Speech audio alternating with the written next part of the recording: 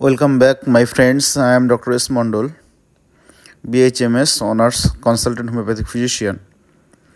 আজকে যে কেসটি আপনাদেরকে শেয়ার করছি সেটি হচ্ছে আমার বাংলাদেশের একটা পেশেন্টের অনলাইনে দেখেছিলাম সার্ভাইকাল লিম্ফ্যাডিনোপ্যাথির একটা কেস।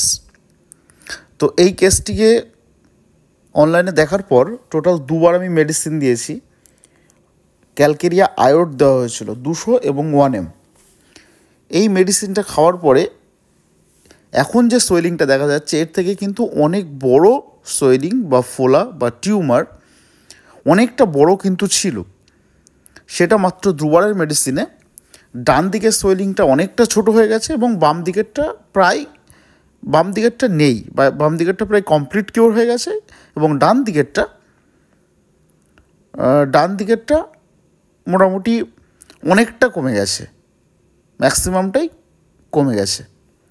তো মাত্র দুবারের মেডিসিনে কিন্তু এরকম একটা বড় সার্ভাইকাল লিম্ফ্যাডিনোপ্যাথি বা সার্ভাইকাল লিম্ফ নোডের সোয়েলিং এবং শুধুমাত্র দুটো নয়, রিপোর্টপত্রগুলোও আমি আপনাদেরকে শেয়ার করব।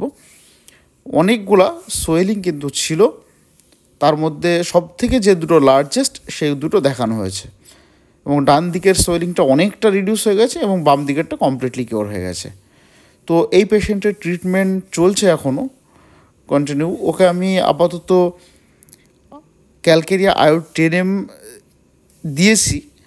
এরপরে আপনাদেরকে ভিডিও কলের মাধ্যমে এখন যেটা দেখতে পাচ্ছেন এটা বাম দিকেটা বোঝাই যাচ্ছে না ঠিক কোন জায়গাটায়, বাম দিকেরটা ঠিক বোঝাই যাচ্ছে না, মানে এটা কমপ্লিটলি কিওর হয়ে গেছে, জাস্ট সামান্য ইমপ্রেশনটা রয়ে গেছে। আর ডান দিকেরটা কিন্তু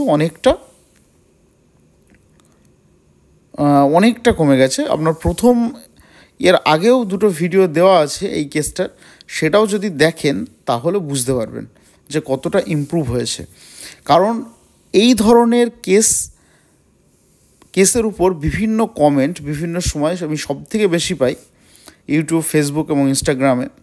তো সেই জন্যই ভাবলাম কেসটা শেয়ার করি, একটা ভিডিও, একটা ডকুমেন্টারি এভিডেন্স হিসাবে এটা থেকে যাক।